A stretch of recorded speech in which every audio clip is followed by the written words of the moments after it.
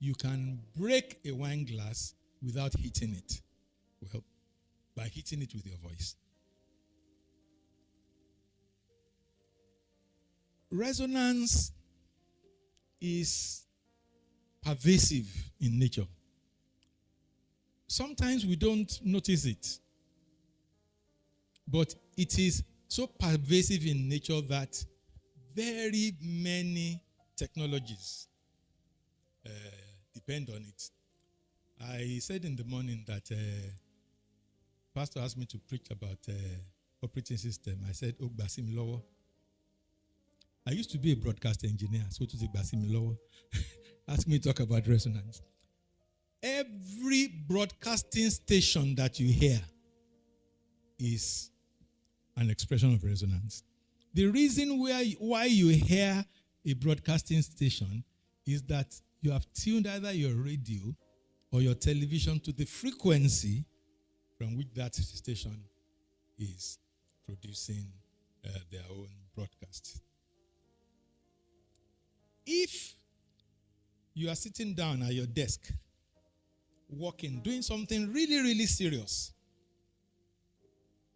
and your neighbor is playing some music, which you are not giving attention to, but after some time, you find yourself moving to that music, you are resonating.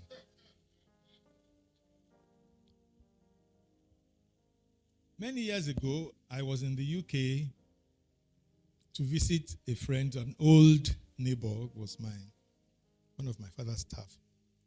He was the vicar of a church in a place in London called Latimer Road. Latimer Road is at the center of the area where they hold the Notting Hill Gate Carnival every year. And he was running a lost children group for the Notting Hill Gate Carnival and invited me to join them. And I was there. If you see a child crying, you bring them there, make announcements. If you're looking for your child, come to the church hall of Latimer Road Methodist Church. You will find them there. And after some time, he said, today don't you want to go and see a bit of the activities? So I went. And this was the year when this, maybe we'll know your age if you know this, when this popular song came, Don't Blame the Youth. And the heavy one, I say, I will know your age.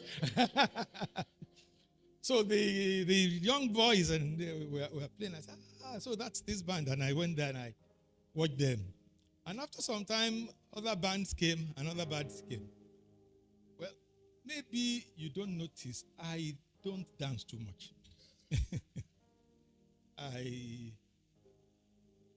I'm a bit stolid. I pretend sometimes, but I don't. Dance is not really my thing.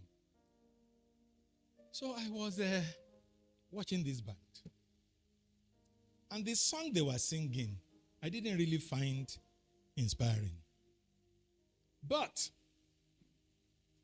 there was a characteristic smell in the air. And after some time, I started moving. And I thought to myself, today, is this you? And when I realized what was happening, I realized that I was being inspired by marijuana to resonate to some music I don't listen to normally. So I quietly left the place before I start misbehaving. So, you may not have total control over what you resonate to. That is why you need to align. Aligning is deliberate choice of what you allow yourself to resonate to. As we are sitting down here, there are at least 1,000 television and radio stations all around our heads. The reason why we don't hear them, the reason why we don't see them is because we are not aligned to the frequency. thousands upon thousands, from all over the world. Even maritime signal, it's ship on the Atlantic Ocean signaling to one another. Their signals are getting here. But we don't hear them because we are not aligned to them.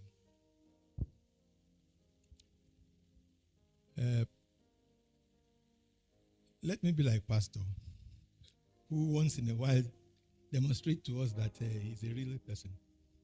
Do you remember Lagbaja's Kokon below? You remember Shebi Naija niye o sisi. Ojewa npajo lekun bi oyinbo. That is because you are in dissonance.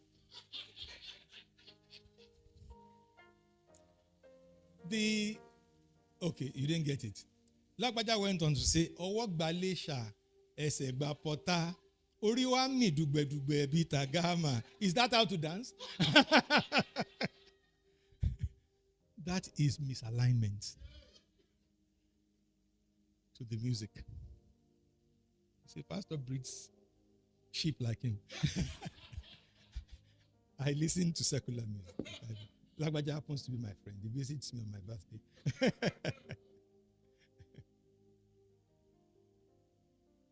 So, all that you need for resonance to happen is to be aligned. If there is alignment, there will be resonance. Remember, resonance is to respond sympathetically to some other impulse.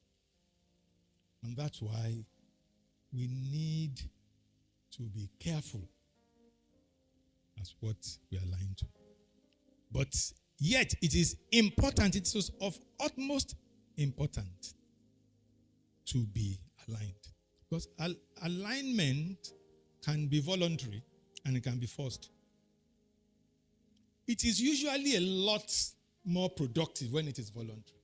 When it is forced, well, there's a lot of force here and there, there's resistance and all that. But at the end of the day, alignment is a very, very powerful natural phenomenon that brings about God's purpose. And that's why the Bible, talking about alignment in Amos 3, verse 3, asks the rhetorical question, can two work together except they be in agreement? They cannot work together except they are in alignment.